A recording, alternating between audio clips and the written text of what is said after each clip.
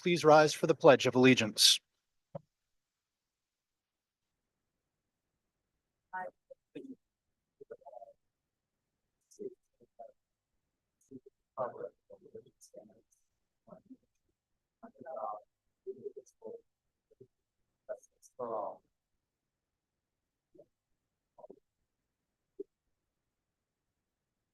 Thank you. At this time, I am pleased to introduce students from across the district whose accomplishments warrant special recognition from not only this committee, but from the community at large. First, from Peacedale Elementary, we are recognizing two students, and if they would please step forward, Phoebe Austin and Brielle Rosen.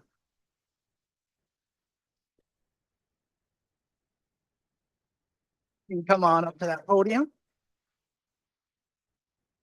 When Principal John Rapport was asked about students from Peacedale who were deserving of public recognition, he immediately replied with Phoebe and Brielle.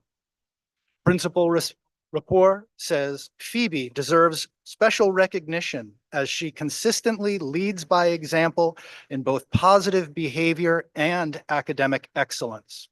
Phoebe is a tremendous positive influence on her peers throughout all aspects of the school day. She is an all-around excellent student and leader.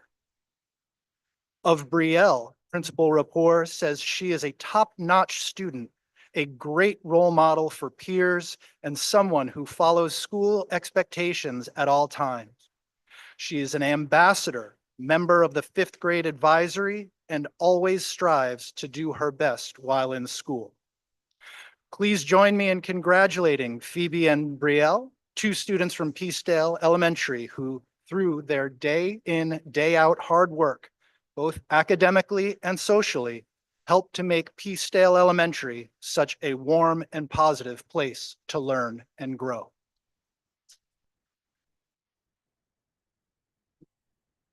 And ladies, if you'd like to, Phoebe and Brielle. Yep.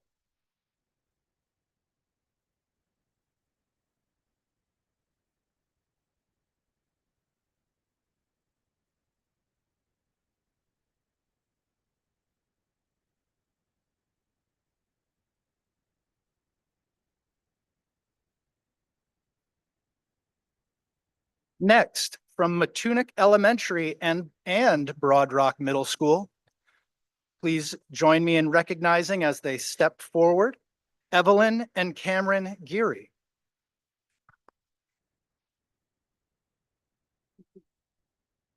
Matunic Elementary Principal Elizabeth McGuire says, Evelyn and her sister Cameron, now in grade 6, approached me 2 years ago with a poster and an idea of how to start composting at Matunic.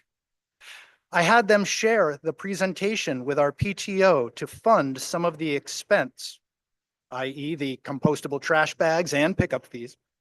We partnered with Healthy Soils, Healthy Seas, Rhode Island to hold an assembly and teach students at Matunic the difference between recycling, composting, and throwing away. We made signage and have grown the program to what it is today. The town even came to visit at the end of last year to see how they were implementing composting at Matunic, thanks to their efforts. Evelyn continues to help at lunch every single day to support her peers in her vision.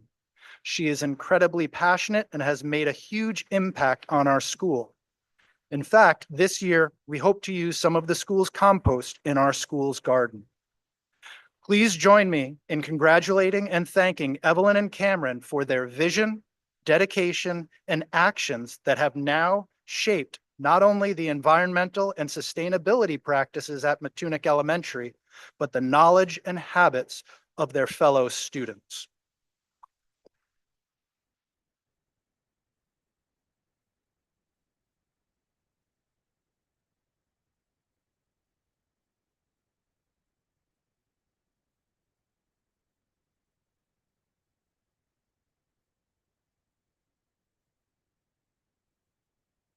We have a wonderful cohort of students from South Kingstown High School who are here with us today.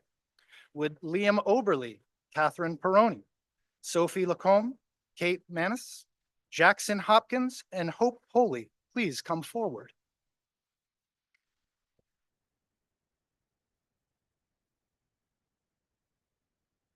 Now, normally when a large group of students is brought forward, they are part of a club, a team, or a class, but not in this case. They are, however, part of a very exclusive club. They are all winners of the Providence Journal's Student of the Week. Because of their exemplary knowledge, skills, and character, each has made and continues to make a positive impact in the building we are in right now. Liam. Liam is a senior at South Kingstown High School and is a vital and versatile member of the school's music program. Liam came to the high school as a transfer student in his sophomore year, initially joining the band and eventually joining the jazz band, orchestra, and select choir, Escape. In addition to being a fine saxophonist, Liam has developed his singing as an all-state vocalist, learned concert percussion in the orchestra, and took on the challenge to learn the tuba over the summer to best contribute to the band. Liam's dedication, musicianship, versatility, and good nature distinguish him amongst his peers and make him a most deserving of this honor. Congratulations, Liam.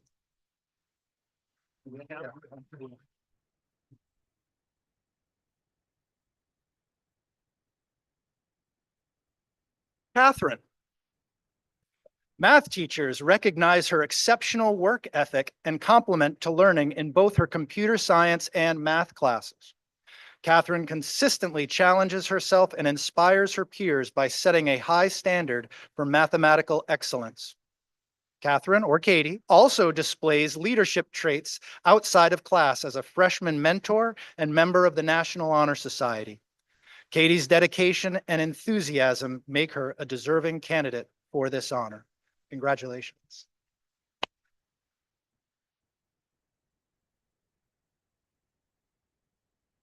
Sophie. Sophie is one of the high school's most accomplished students of the class of 2025. She has earned a gold certificate from the National French exam, scoring first in Rhode Island and third in the United States. She's been named an AP Scholar with Distinction and was presented with a Certificate of Achievement for Excellence in Mathematics and Natural Sciences by the Society of Women Engineers.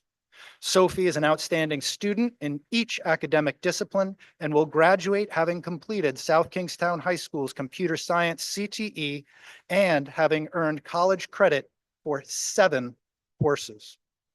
Congratulations, Sophie, and thank you.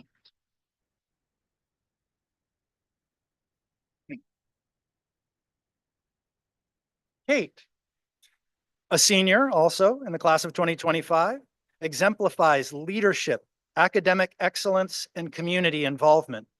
As a student president of Safe Bay, co-president of the Civics Club, and a freshman mentor club leader, Kate is deeply committed to advocacy and supporting her peers.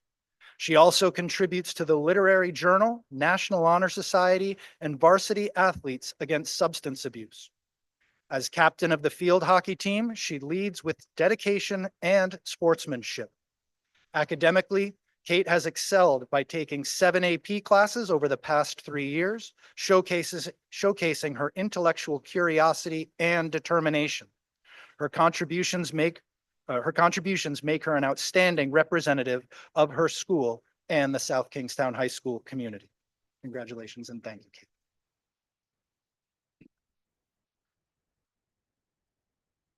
Jackson. Jackson is a senior at South Kingstown High School and is a member of the EMT CTE program. As each lecture unveiled the complexities of the body, from the rhythmic beat of the heart to the structures of the respiratory system, Jackson was always involved in those lectures and active.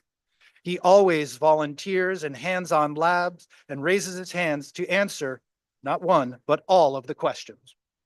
Jackson is driven by a passion for helping others in emergency situations. Jackson also volunteers outside of school at the Carolina Fire Department and the South Kingstown Fire Department. He is growing more confident, knowing that his hard work will one day translate into saving lives. Thank you and congratulations, Jackson. And last but certainly not least, Hope. Hope is an outstanding student who has demonstrated excellence both academically and athletically. She has been a member of the girls' soccer team for 4 years, serving as captain. At South Kingstown High School, she has completed 7 social studies courses, including 4 advanced placement classes. Hope is described as a natural problem solver, always eager to assist her peers in reaching their objectives. She quickly understands new concepts and actively employs critical thinking skills. Her insightful contributions often elevate the quality of the discussions in every classroom. Congratulations. And thanks.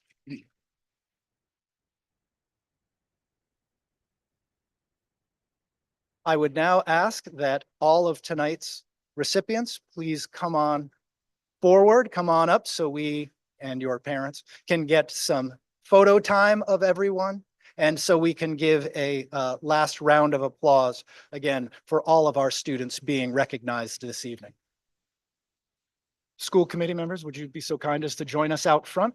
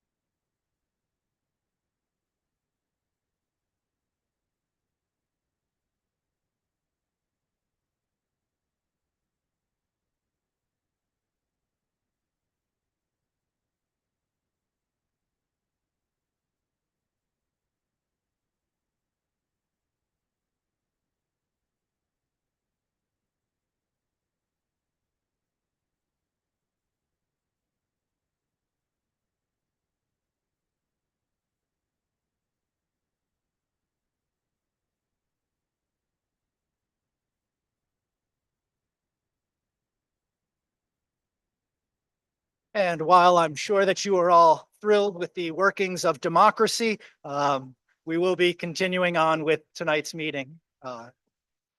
So again, thank you all and congratulations for making South Kingstown Public Schools as wonderful as they are. Thank you all.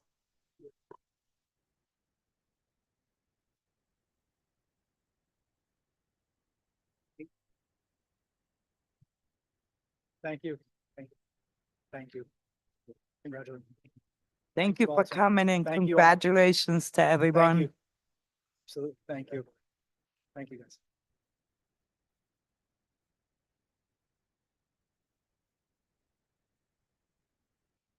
Okay. So next on the agenda, it is my pleasure to introduce our returning and newest members of the South Kingstown School Committee. Returning to the committee in alphabetical order, we have Ms. Michelle Brousseau, Mr. Brad Shear, and Ms. Paula Whitford. New to the committee, we welcome Mr. Stuart Lander.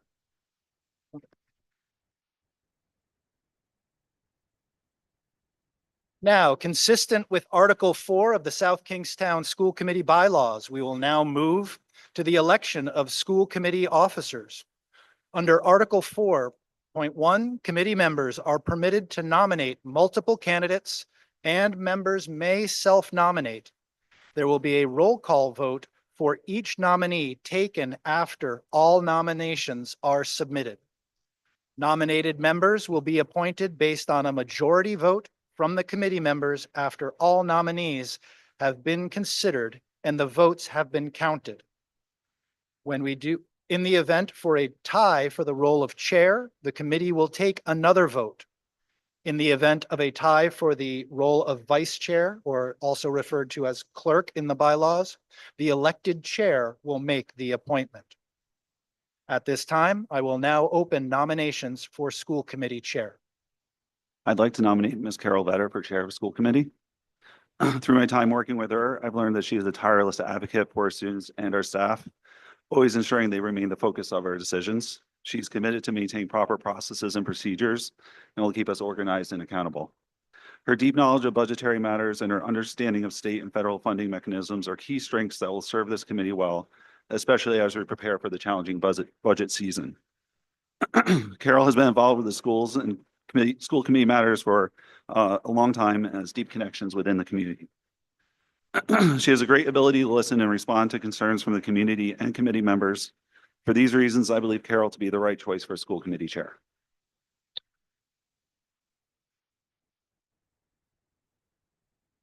I'd like to nominate Michelle Brewster as school committee chair. Michelle is our longest sitting committee member, serving 4 terms to date. She is an educator. She is passionate about special education, and I believe that she can lead us for the next 4 years during our term.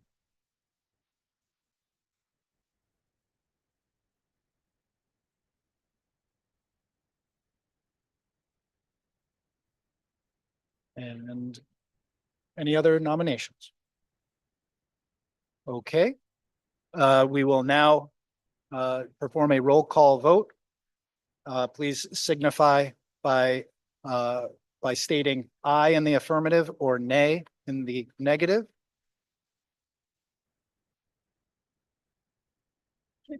Can we have a, Oh, I'm sorry. there's a please. procedural Yep. question happening. Can we say that out loud so that the full body can hear the Certainly. question and the answer? Question was, is whether or not, Can you repeat that? I didn't hear that. Yep. Yep, it's on. You just have to put it. I believe the question was, is whether. Hello, that's much better. The question is whether or not, well, Michelle, you can ask the question. This is the last time we had election of leaders, offices of the school committee. We were advised by legal, because of the fact that the stipend is slightly larger for the chair and vice chair, we should not vote for ourselves. That from what my understanding is is that that would be the case if you were to self-nominate yourself. Okay, thank you.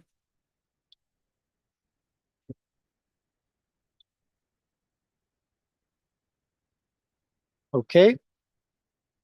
Hearing no further nominations, nominations are closed.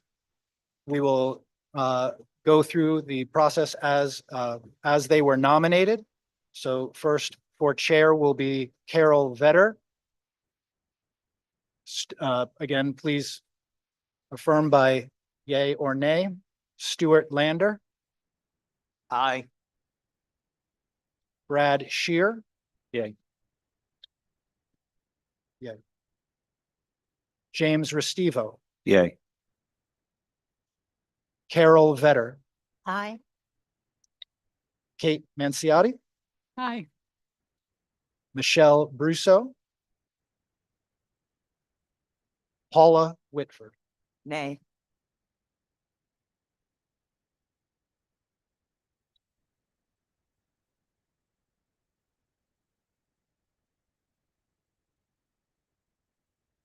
Now for Michelle Brousseau, Stuart Lander, Nay. Brad Shear. Nay. James Restivo, Nay. Carol Vetter, Nay. Kate Manciotti, hi, Michelle Brousseau, Aye. and Paula Whitford. Aye.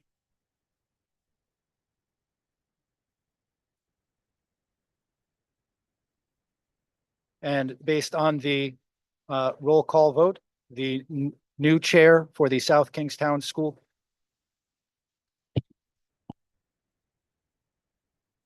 And based on the roll call vote, the new chair of the South Kingstown School Committee is Carol Vetter.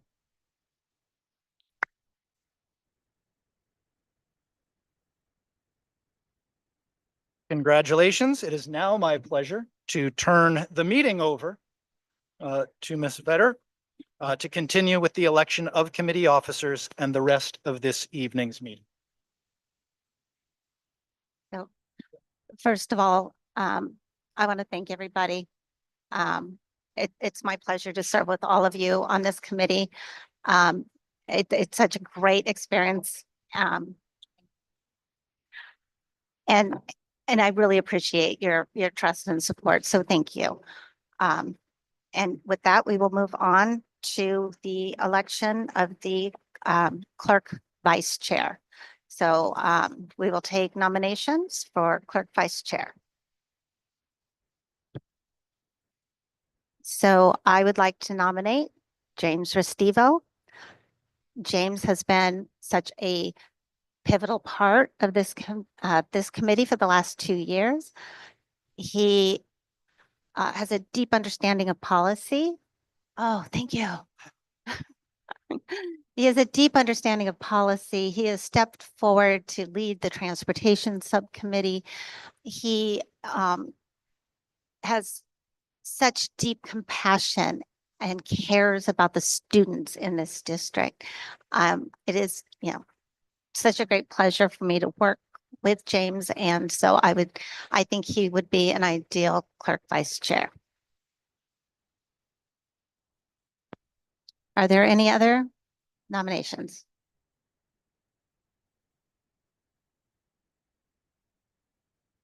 All right, so Michael, do we still want to do the roll call vote or is that, okay.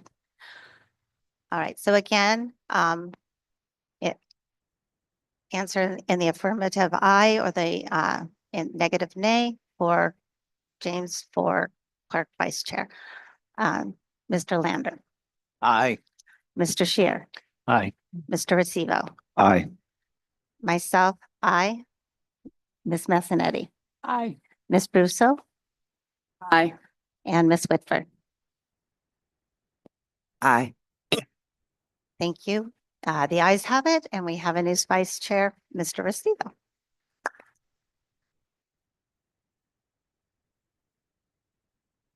Thank you all. I appreciate the support.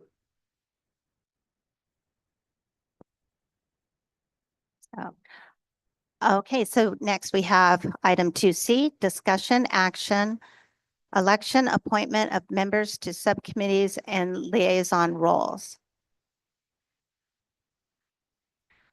You want to go ahead, Michael, or? 'Cause I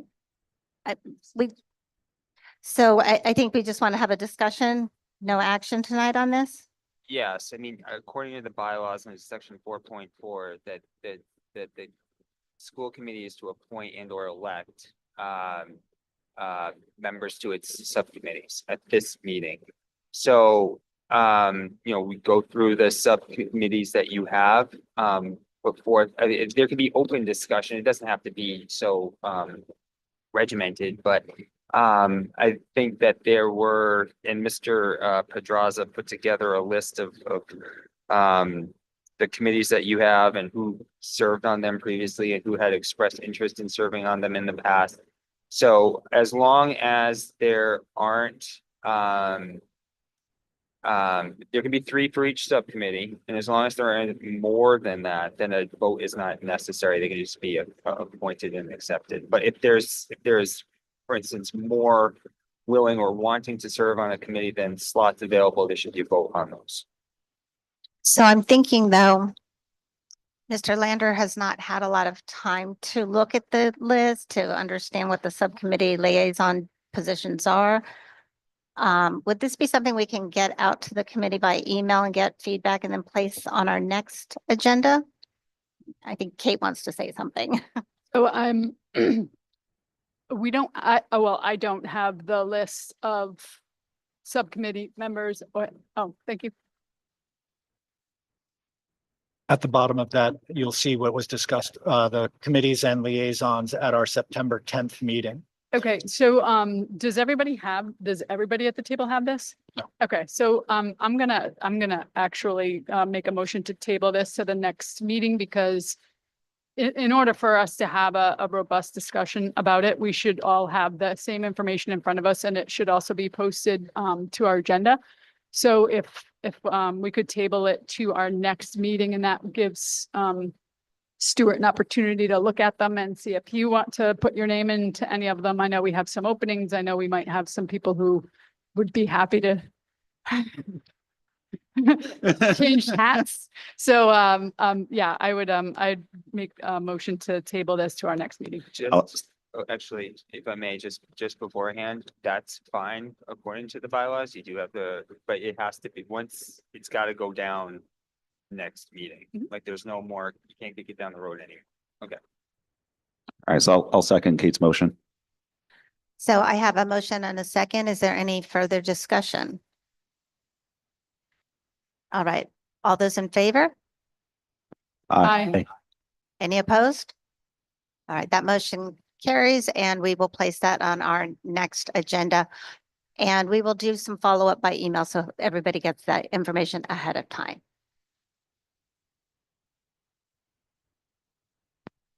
All right, Information to go to Mr. Pedraza or myself to spread, just so we can avoid any issues with.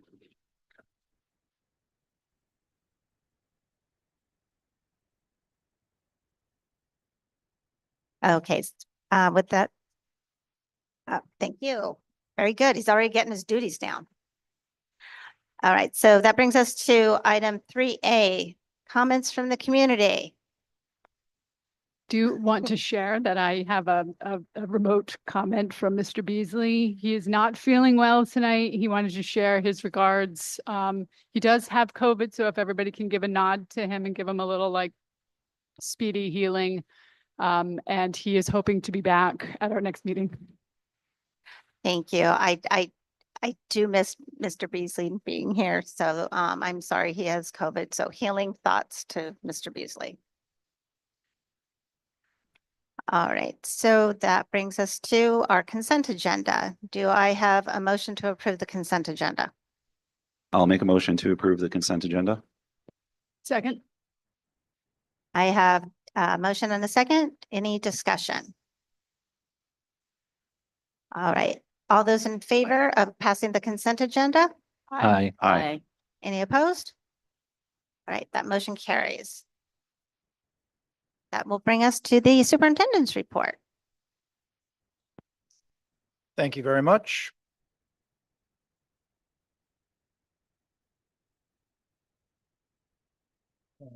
Immediately, we'll go to next slide. Mr. Snow. In this month's report, we have the traditional 3 items that are standing items so far, and that of personnel enrollment and the equity audit update. Next slide, please.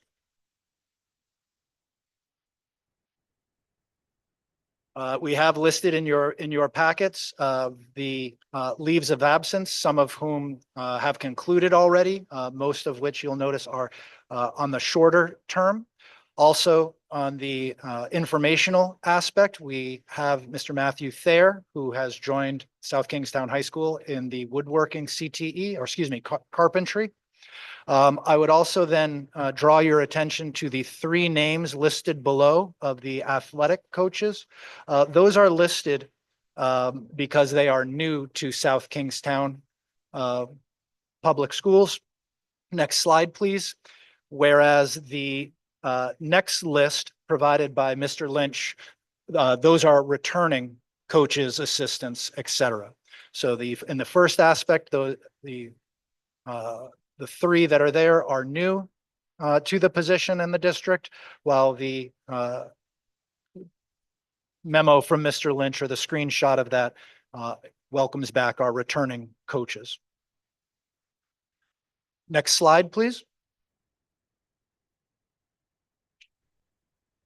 So here we have our enrollment tracker. This has been updated from or was run on the 18th. The red numbers on the side, I didn't go into the specific classes, but that designates either the add or the decrease in student enrollment for that school since the last meeting, or since the last report. So since the last report in October, as of the 18th of November, we have increased 3 students, and then those 3 students would be primarily related to or evening out from pre-K and in terms of all of the schools. Next slide, please. This report is one that does need some context, as these are the reasons when our secretaries and administrative assistants at each school remove students, they have to put something into the withdrawal category. So this is not from the survey that was done last school year.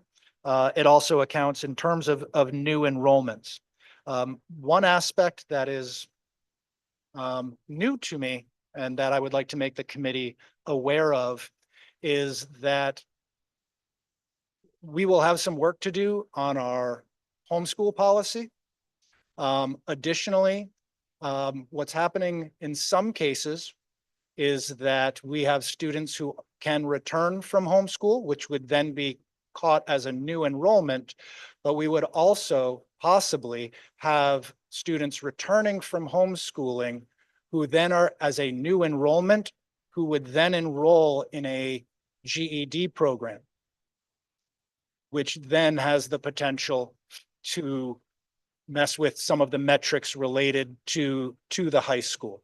So it's one aspect of this report.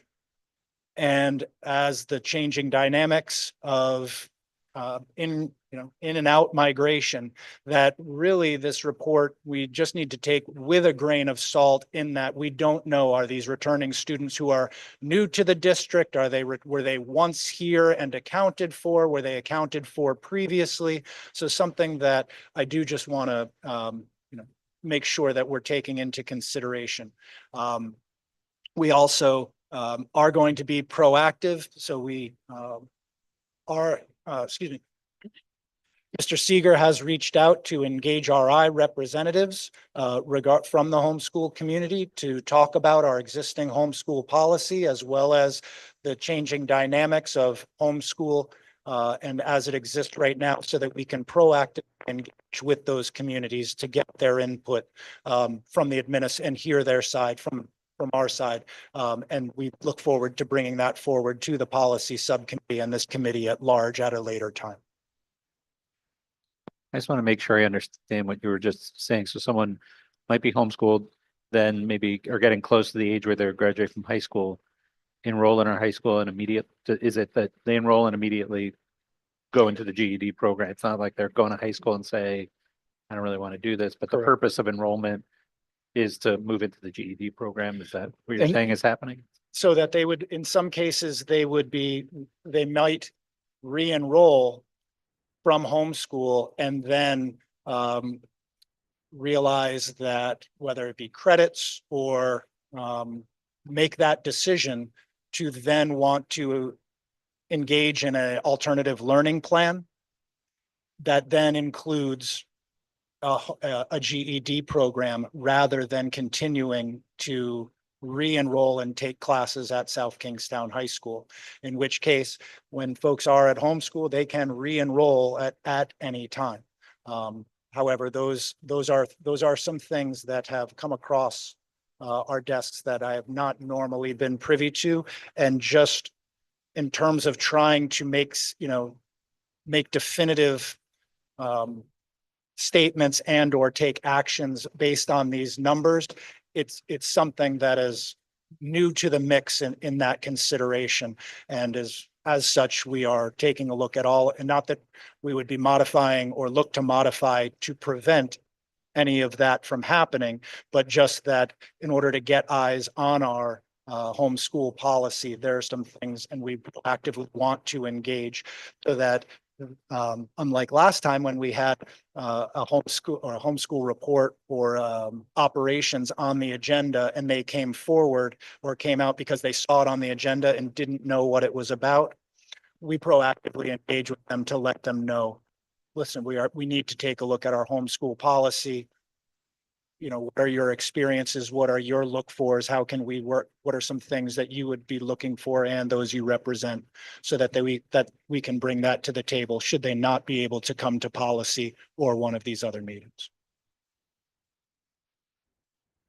So on, both, I have two points. One on the GED, I would be under the assumption, and especially because I experienced this with my oldest, stepdaughter.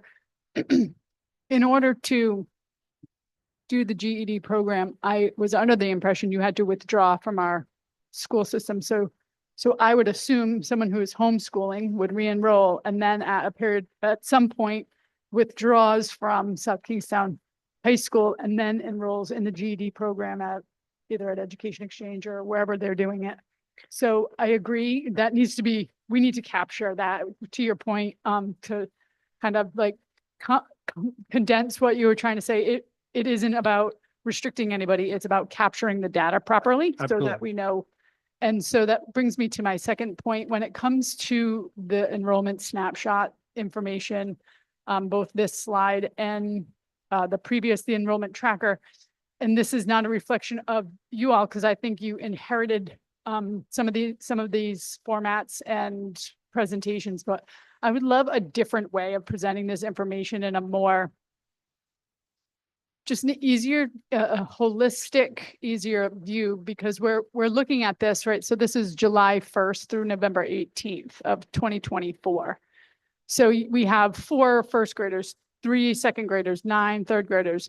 Okay, so what did we have? Like, where are those kids? They may come back someday. They may have moved completely.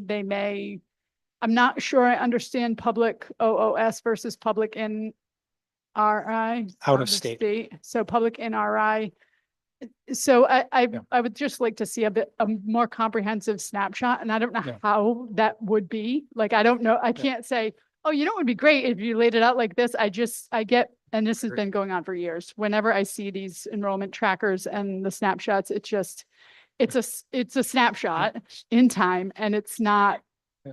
And at the super most, helpful. at the most basic, moved, Yeah. in state, Yeah, out of state. exactly. And then context of Yeah. enrollment or, okay, out of state. Well, then potentially somebody could technically move out of state and then homeschool.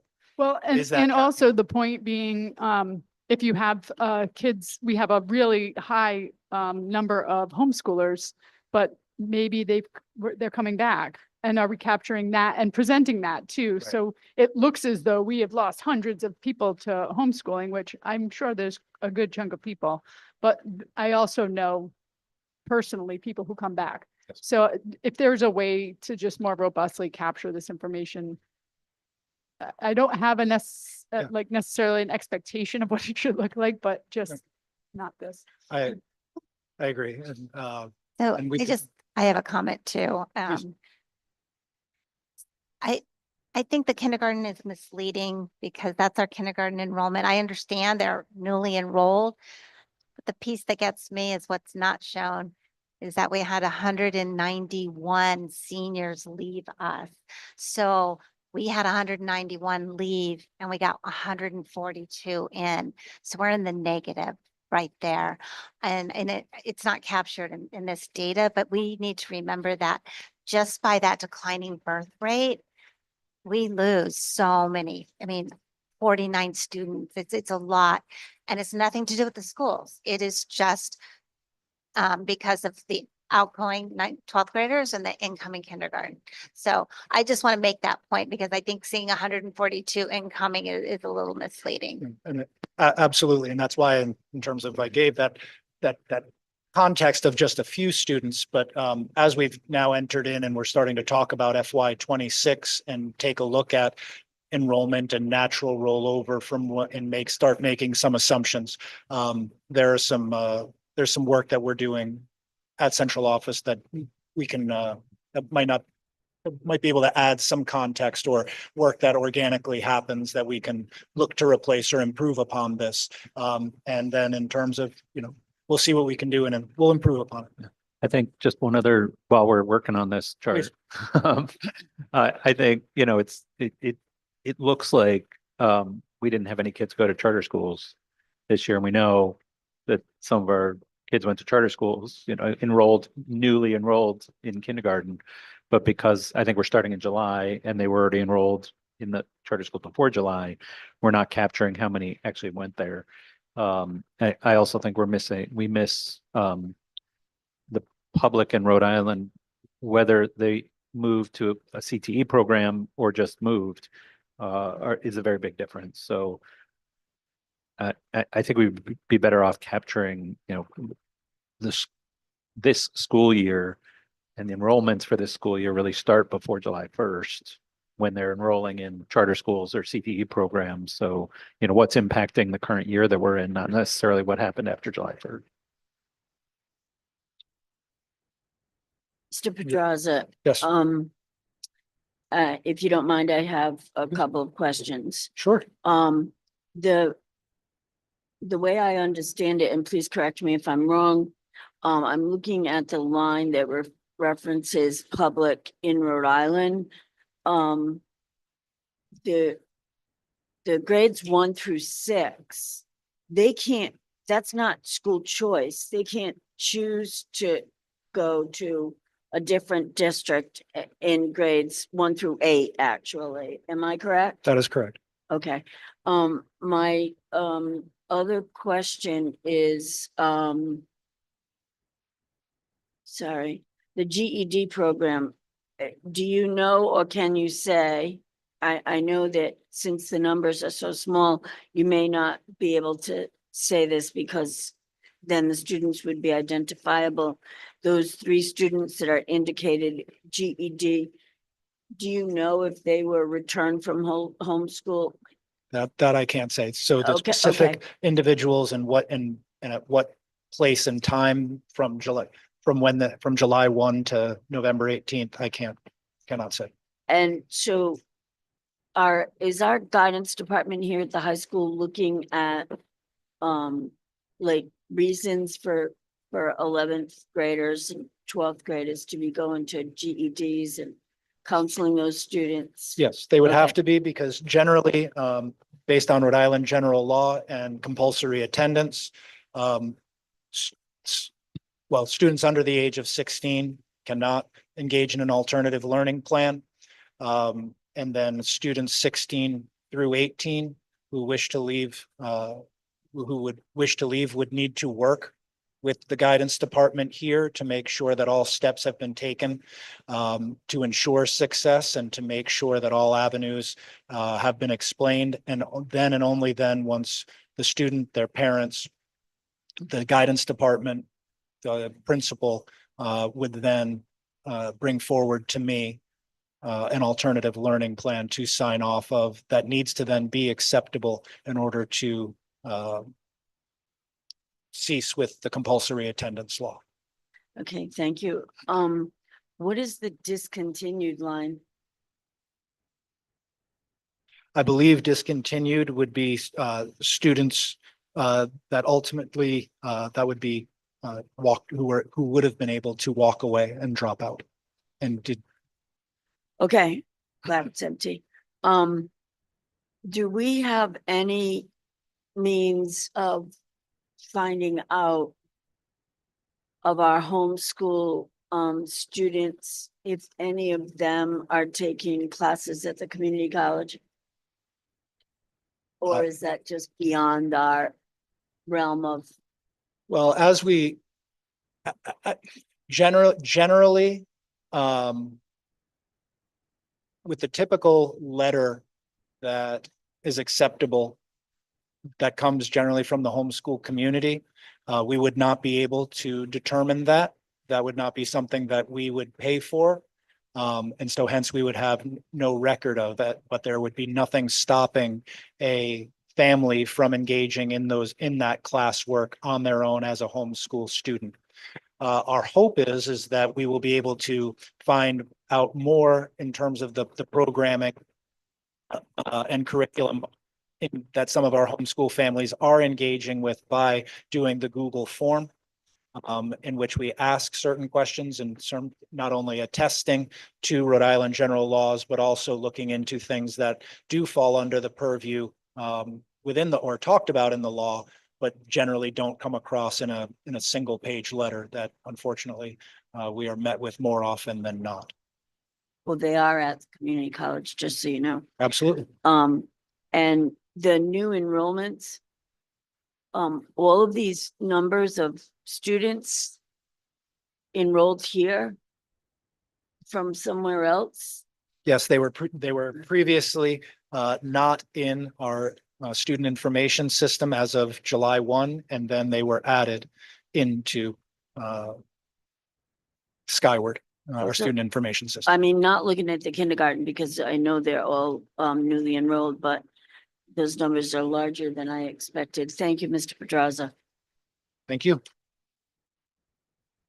So I just want to clarify a question. Please. Well, yeah, we do not pay for homeschooling. Is that correct? That is correct. We do not pay for homeschool. Thank you. However, so we do not pay for the programming that homeschooled students are involved in. The district, because of the loss of enrollment from students' roles, we lose funding on a per pupil basis due to enrollment loss due to homeschool students. So currently, we are up to, I believe it says 98.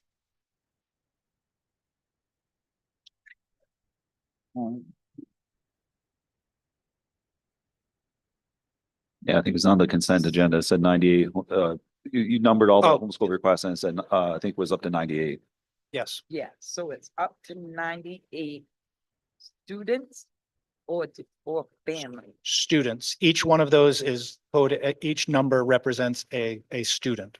Okay, and so that is the per pupil funding that you do not get for these students. Correct. So of those 98, if they, on September 30th, if they were not included, and then on October 1, when our official student enrollment report is due to RIDE, if those students are not in Skyward and they are approved for homeschool at that time, they are not reported.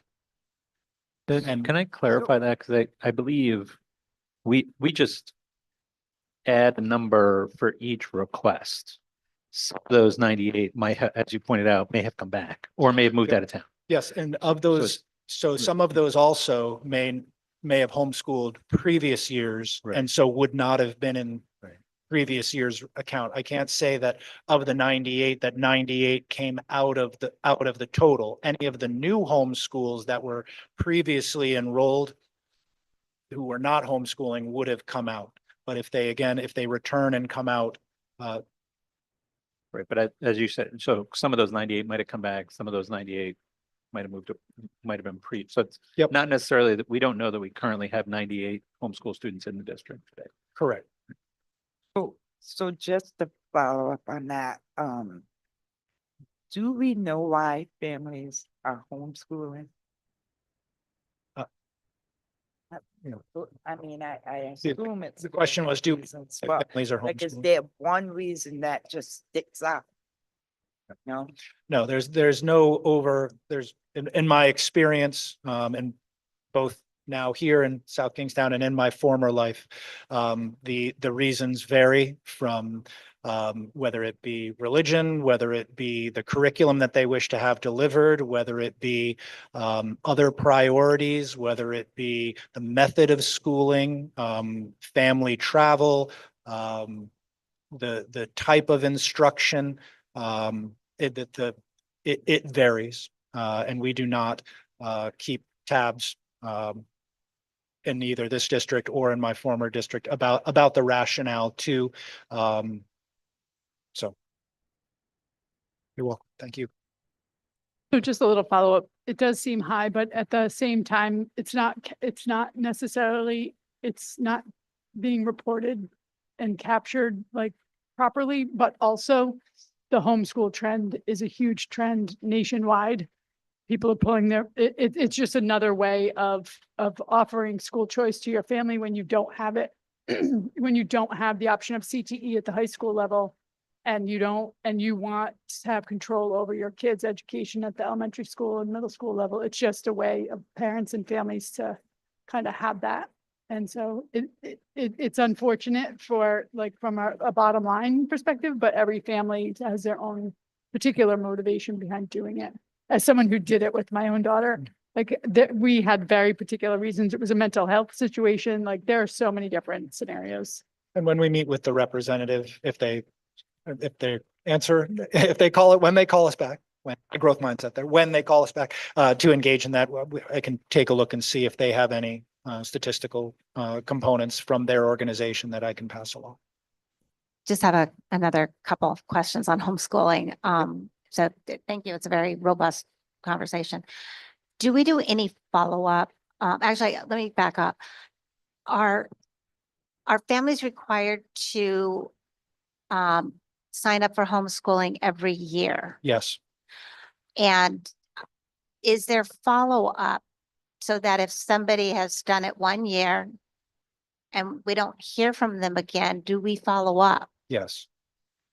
And then if somebody, do we have statistics on those that graduate out of homeschool? So if I look at the list of 98, I would know, yeah, it's 98, but several of those have actually become seniors and are now beyond the age of high school and would no longer be in that program. Yeah.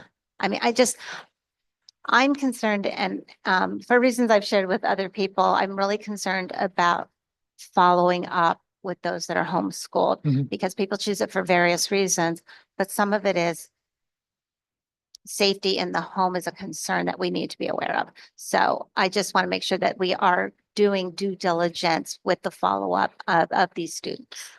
We are, and you know, as of right now, and we're making sure that we're double checking our records. We're making sure that that follow-up has gone through, and if it had not been answered, that we take and do our due diligence. In addition to the homeschool policy, we will also be taking a look, and I'll be recommending some changes with the school registration policy as well, and overall operations.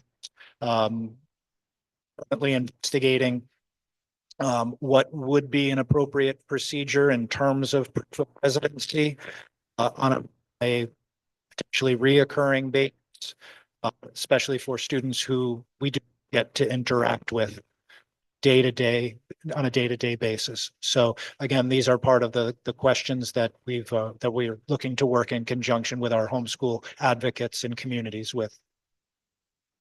Thank you.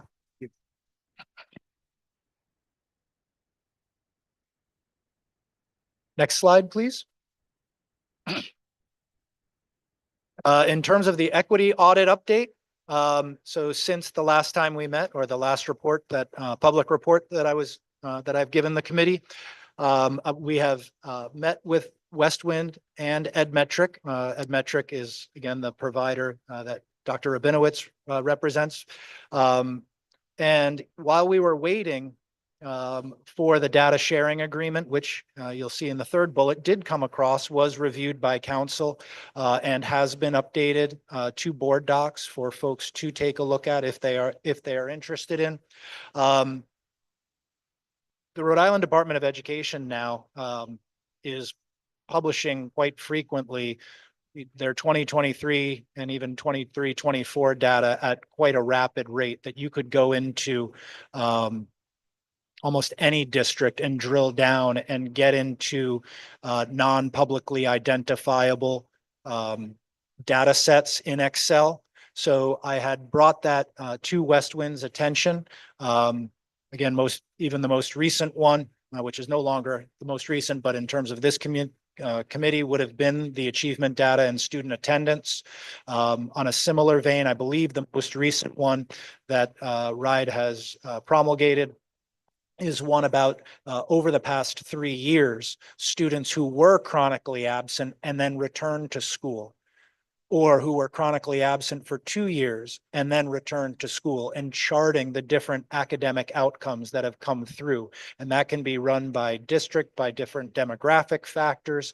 So that was brought to Westwind's attention so that if they needed to get a head start on some of those and or begin to look for certain trends, that they could do so. And they were extremely grateful for that.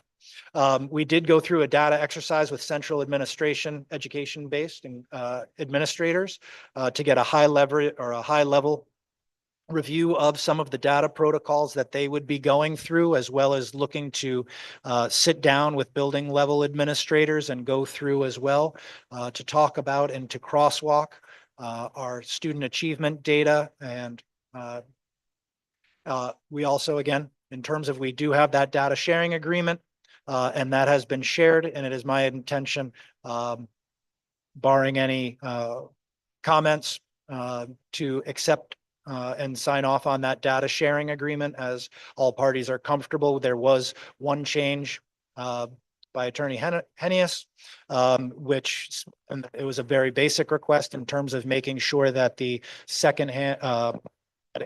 third party was specifically tied into Ed Metric, who is Dr. Rabinowitz, and that is the only third party. And so that was changed. So that is the only third party that the data would be going to outside of Westwind.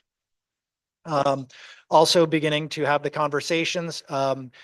So they, in terms of survey, they are working on the survey and they're trying to choose the best platform. And they originally, or they've come back with the one that they are using the most frequently is Panorama.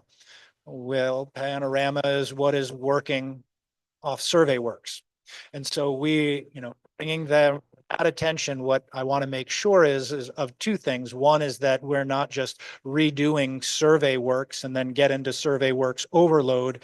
And then when we need to have SurveyWorks data at the end of the year, people don't take it. And then our school improvement teams are left with actionable data that really isn't all that actionable because whether of survey fatigue or redundancy. So they're investigating different platforms as well as going into SurveyWorks and trying to filter that down to see if there are more specific questions so that we can get into, if it leads them down any, if the data leads them to any deeper dives that they need to do, and we can really tailor those questions, as well as, and this leads to the last bullet point, make sure that those groups that historically do not take SurveyWorks or who are underrepresented in our SurveyWorks data, that we are reaching out to them through the means and through a platform and or whether means by which they do participate, and we can have a full and robust and true response that is reflective of the South Kingstown community. And my anticipation is that that will happen in early December. And I'm happy to take any questions regarding the equity audit. Just a couple. I think we had a pretty aggressive timeline to work on this, and it seems like some of these logistical issues might have put us behind, but do we have an estimate of when they think they'll complete this work? Final report is still being promised in February. Okay. Right. And just on your last point about trying to contact people who might not normally take the surveys, I'm wondering if we're engaging our family engagement folks, our social workers, the people who are maybe working with.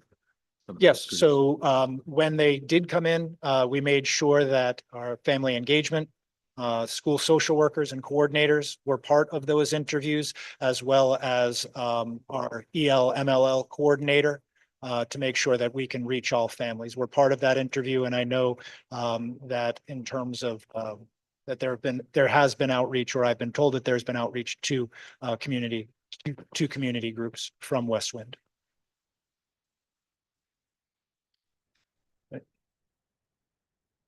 If there are no more questions, I will entertain a motion to accept the superintendent report. I'll make a motion to accept the superintendent's report. I'll second.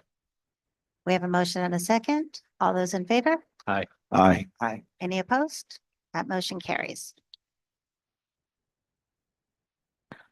All right, that will bring us to school committee business. 6A, South Kingstown High School Program of Studies for school year 25-26 draft. So At our last meeting, we had a wonderful presentation, some good questions back and forth, general, what, I won't put out there into people's, I'll let you vote for it, but we missed the vote on it. So we thanked Dr. McGair and, said, looked very robust and, but did not make a motion to approve. So that is why it is on this agenda for approval. I'd like to make a I just motion. want to clarify. This was because it wasn't listed on the agenda for a vote, correct? That is why it is listed just for a vote. Okay, so we've got it listed correctly. So I'm sorry, go ahead, Paula. I do make a motion to approve the programs of studies for school year 25-26. Second. Hey, we have a motion and a second. Is there any further discussion? All right, all those in favor? Aye. Any opposed? That motion carries.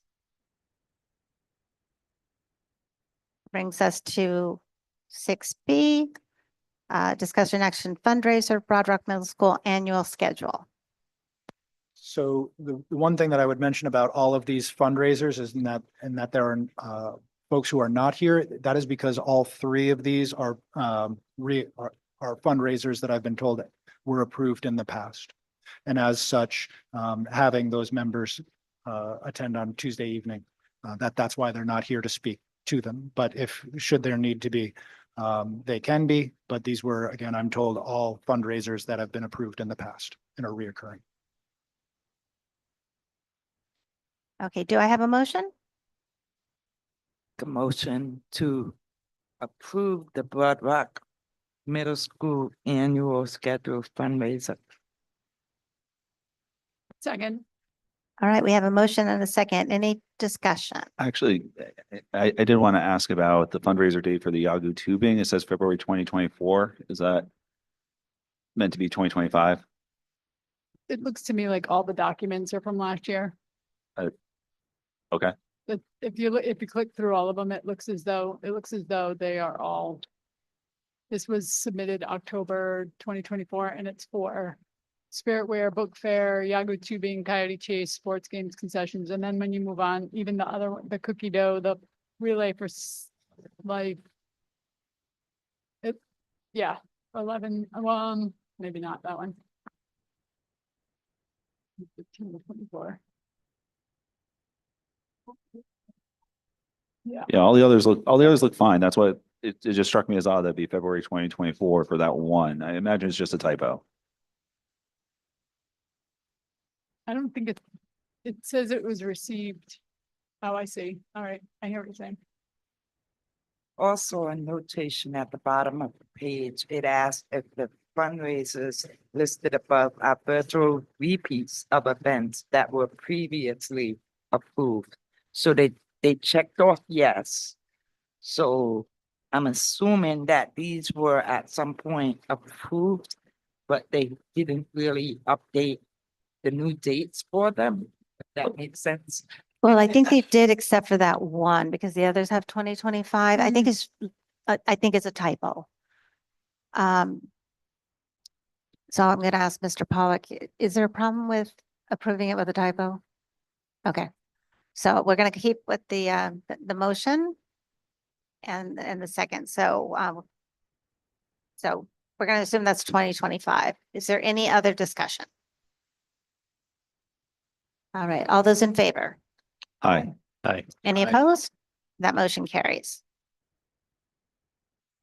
That brings us to the next fundraiser, the South Kingstown High School National Honor Society Cookie Dough. Do I have a motion?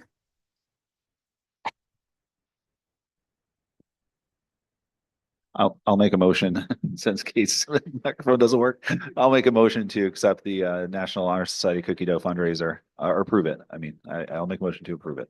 I second that. Yeah, I guess so.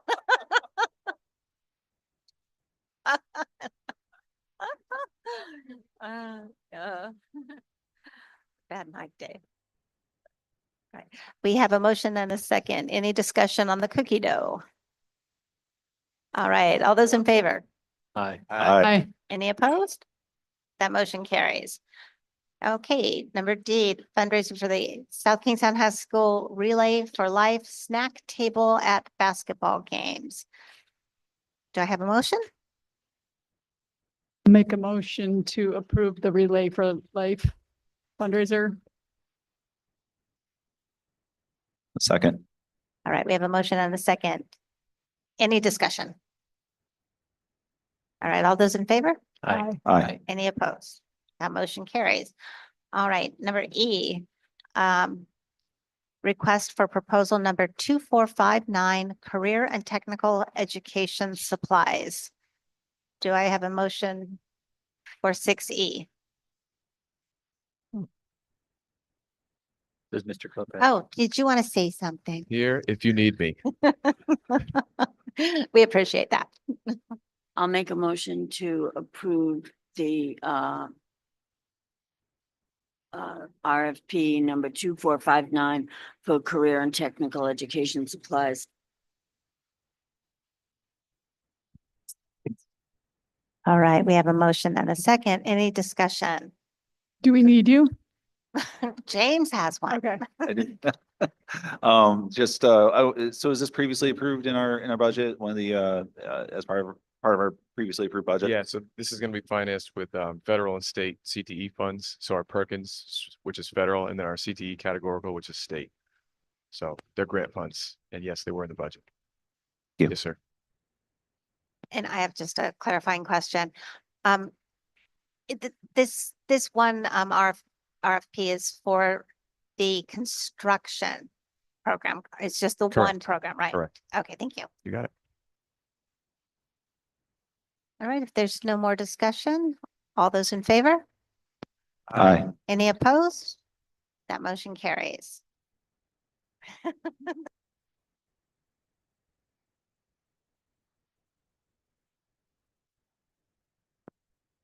Okay, that brings us to number F, school committee acceptance of RIDE School Business Authority Arts Act 2 grant. So I'm going to ask Mr. Pedraza if he wants to explain the grant for us. So in this file, this under the welcome surprise with no advance notice coming. I believe it was 2 years ago that the Arts Act 1 came out, and again was part of RIDE, and the conditions are still the same in terms of going towards experiences, materials, and or even capital improvements in order to benefit the visual and performing arts programs. This came across each school. There is in the state was granted a certain amount of funds. There is the potential to get more if certain districts do not use their funds, as it will then go back and get reallocated. But currently, the South Kingstown School Department was granted the $83,234. We have not yet determined. Again, that's a pretty large chunk of change, and as at previous meetings and has been discussed in terms of our ability to make sure that capital improvement projects are able to happen across the district, and having done our capital improvement rankings, we're first going to take a look at could this be combined to potentially have something that was on the plate but not, or in the queue but not feasible, but through these funds could be. And then we would go back to, okay, what sort of reimbursements could we have for existing, and or what are the needs of programming moving forward? Because these are one-time use funds, and they must be used within the budget year. Unfortunately, we were going to see if we can, hey, can these be put on hiatus or be deferred to go towards existing projects? But they cannot be. They must be spent, or they, again, go back to the general fund and redistributed to schools throughout the state. So we will have some work to do, but it is a good problem to have. Okay, thank you for the explanation. So I will entertain a motion.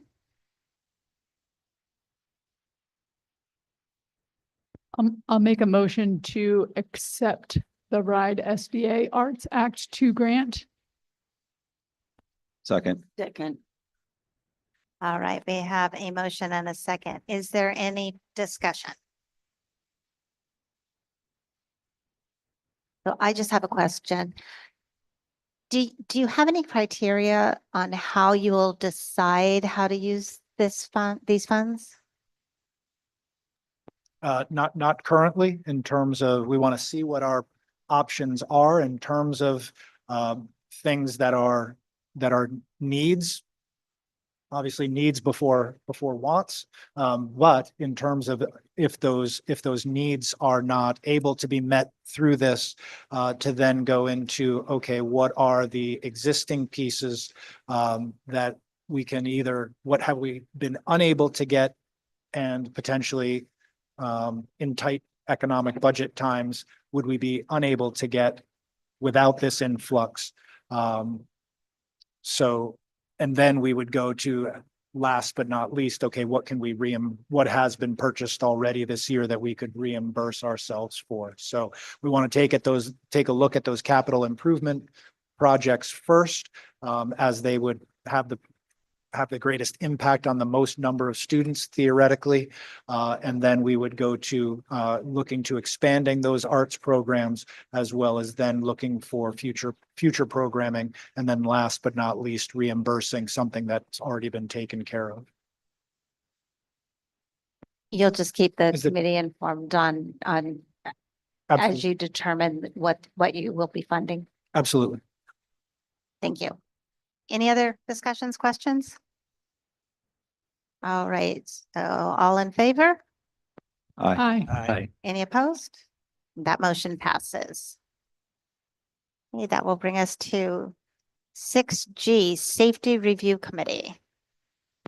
So according to Rhode Island, in accordance with Rhode Island general law, every 3 years, there needs to be a substantial review of all of the district's facilities, existing safety plans.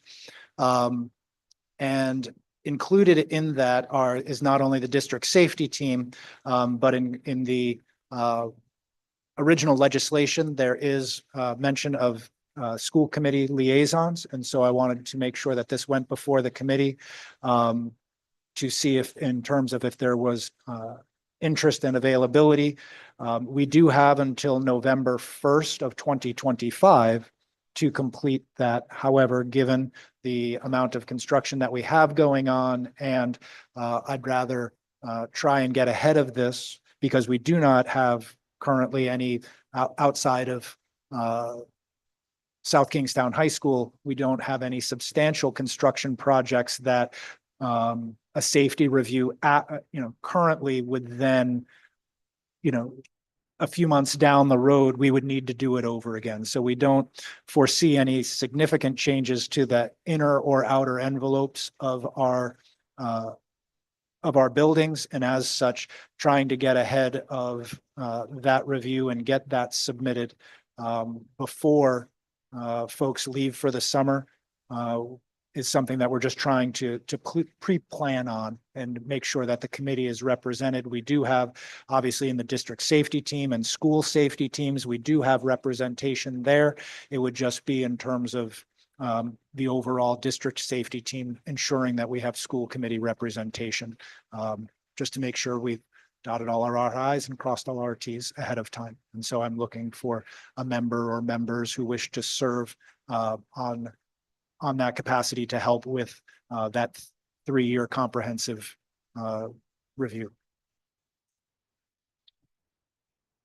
I've been involved in this in the past in multiple facets, and I would love to put my name in as a person who would want to be involved with this, both with the school building projects that we've done in the past, in fortifying all of our schools, and then going forward with our current project.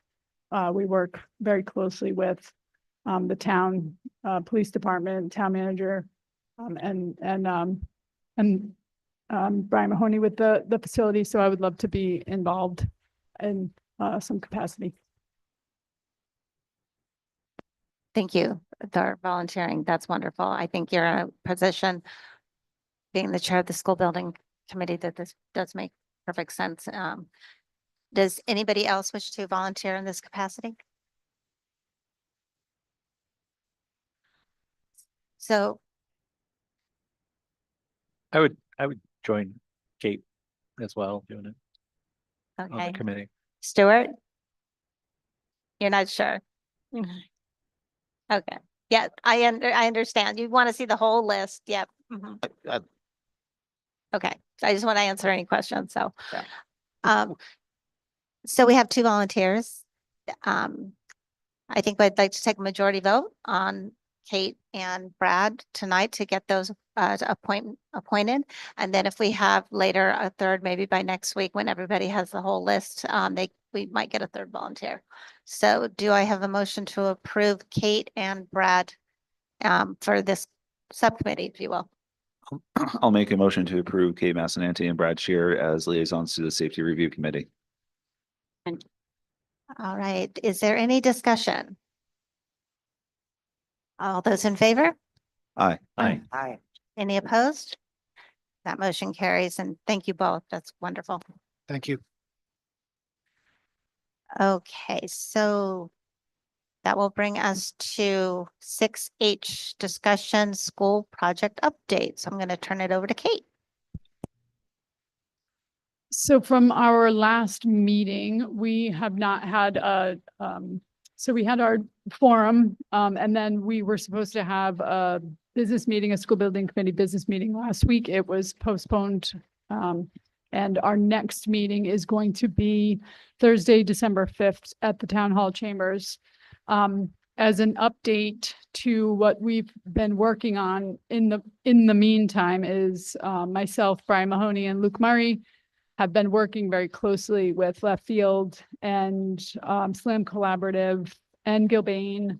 And we've been basically going through the value engineering part of the process and making sure that our footprint is constricted back down to where it belongs in the 145, 150,000 square foot range, to make sure that we're keeping our costs contained, but that we're also getting all the programmatic needs. And we're trying to really carve out the wants. And again, as we've been talking about with with all of the funding, is we're really trying to focus in and hone in what do we need. And then there are some kind of bigger picture topics like the auditorium, the athletic spaces, that we're going to have a robust discussion both at the school building committee table, but also at the school committee table and the town council table. We do have it in our sites that at the Wednesday, December 18th, joint school committee town council meeting at town hall. There is going to be, my understanding is there's a meeting there. I want to say it's a 7 o'clock start. We're going to try to do a work session ahead of that, so that our OPMs and architects and engineers can report out to us what exactly we're looking at, the kind of discussions that we're having, and if there's any decisions that need to be made outside of the high school administration and the educational leaders. So if there's any sort of glaring item, especially those big public spaces, that everybody is getting the information all at the same time, we can then digest it. No decisions are being made at that moment. It's just really like getting a complete overview and making sure that everybody's getting the information at the same time. There's a lot of work going on right now behind the scenes, making sure that we're building the building that we need, and also that we've kind of we've promised the community. So there's definitely a lot. We have a number of meetings that and we're going through it line by line by line by line. And some of those things we've kind of out of hand been like, no. Like that's not what we wanted. That's not what we were looking for. And then there are other things that we're looking at and going, oh no, but that's a need. And so we're just kind of vetting through that process, and we want to present that. We're going to present it at the school building committee table on the 5th, with full transparency, and then again, bringing it to the two full bodies for a more robust conversation or any hard questions that may be coming up. So Think that is it. Yeah. So the next business meeting is December 5th, 6 o'clock, town council chambers. Anybody has any specific questions they want to throw at me, I'll do my best to answer them. Ms. Massananti, the meeting on the 18th, is that at 6 or 7? So what, do we know what time our meeting is yet at? No, we do not. Not Okay, yet. so whatever time our school committee, town council joint meeting it starts, we're going to look to start ahead of that. Thank you. I'm just wondering in general if we're feeling like we're coming in on time and within budget, or we're too early to project those sorts of things. So the good thing is that you have myself, Brian, and Luke basically saying we have to come on budget. There's not really an option to not. And so we're pushing hard, as are our OPMs, our partners with Left Field are really pushing hard. There are some items that we just won't know the figure for, like demolition, until we actually go to bid for it. So there are some that they're going to do a good job in kind of, estimating the best they can, and then keeping us within our hit point. So, is there a way to do some sort of lock in on prices? We're all worried about tariffs. The hot topic today in a meeting that we had earlier this morning, and that Gilbane is all over that, and they're working really hard to make sure that they can get ahead of if any sort of drastic moves like that. And also, kind of gave the directive, like if we can get the demolition locked in now, even though it might not take place for another 5 years, there'll be a distinct price difference between the two. So. Thank you. And although you'd given us a little bit before the meeting, I know a lot of people are interested in the geothermal testing and the outcome. The outcome, it was positive. We will be able to utilize geothermal, which is wonderful. If we were going with a full 100% geothermal plan, we would have to drill up to 100 wells in the space, and we just don't have the footprint for that, so that won't be possible. The architects and Gilbane, they're all working together to put together a hybrid solution so that we'd be looking at like a 50% geothermal, and any geothermal is good. So we're still excited about it, but we have to make sure that the wells fit within our footprint and can give us, what we need from it. Now, that said, that is kind of just to prepare the body. That is going to be one of the topics that we need to hash out with the town council. It's approximately a $3 million price tag, which is actually lower than what I was anticipating. It's still a lot of money, and that's $3 million out of the 150. So the goal for us is, and Chris from Left Field, Luke, Brian Mahoney, myself, we're looking out at different grant and reimbursement opportunities that are out there. Again, looking to get those before some might disappear. And we want to really make sure that when we do present to council and school committee and say, okay, we're going to be looking at this, because we have to make that decision. Are we in or are we out with it? Because we can't go back and retrofit that. You have to plan ahead. So it really is a matter of, it will lay at the town council's feet to make the ultimate decision of, yes, we're willing to do that. And we're going to have to take 3 million from here.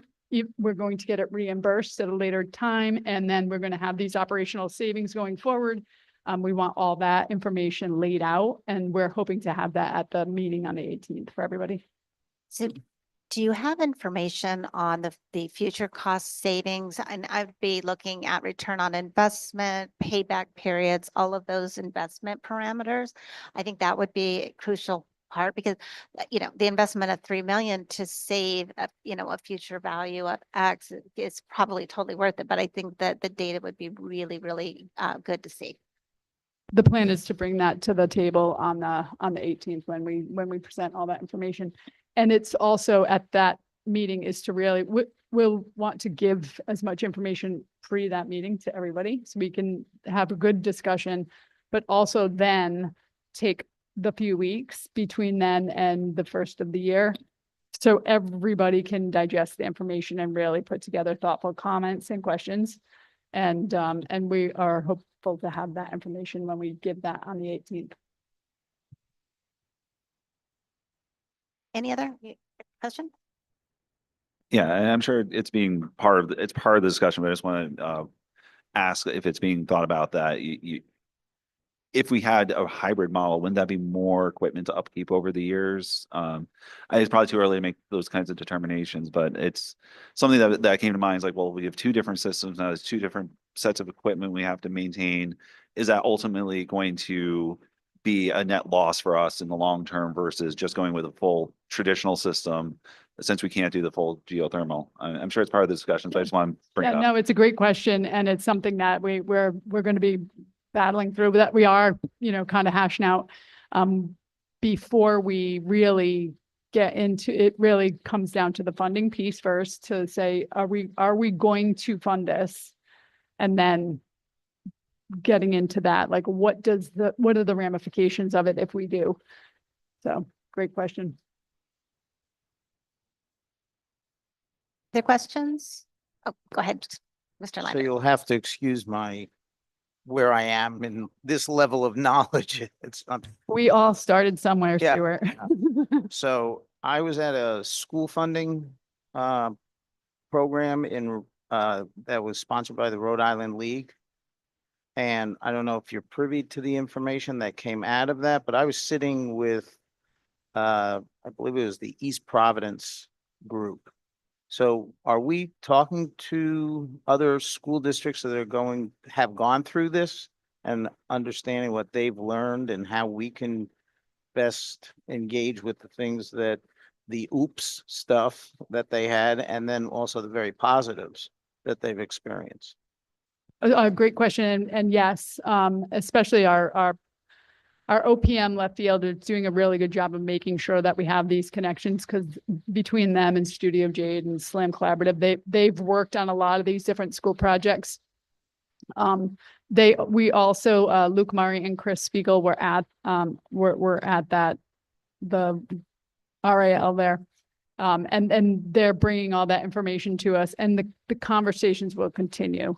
And we consistently, members of our team go to visit East Providence.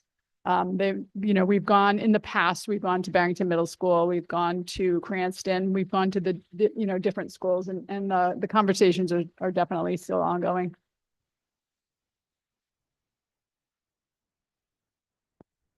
All right. Anything else for Ms. Massinetti? All right, that will bring us to the conclusion of our regular meeting. And now we would need to go into executive session. The school committee may seek to convene open session and recess to executive session to discuss and/or action regarding those items of business exempt from open meeting under Rhode Island General Law 42-46-4 and A, discussion Nicole Solis versus Town of South Kingstown School Department et al., U.S. District Court 124-CV001310, Rhode Island General Law 42-46-5A 2. And B, discussion action negotiations, Council 94, Rhode Island General Law 42-46-5A2, and C, discussion action school safety plan, Rhode Island General Law 42-46-5A3. And last D, discussion action APRA Rhode Island General Law 42-46-5A8. Do I have a motion to do we recess? Yeah. Okay. I'll make a motion to recess regular session and convene an executive session. Do I have a Second. second? All right, I have a motion and a second. All in favor? Aye. Aye. Aye. Any opposed? Okay, we will now convene executive session.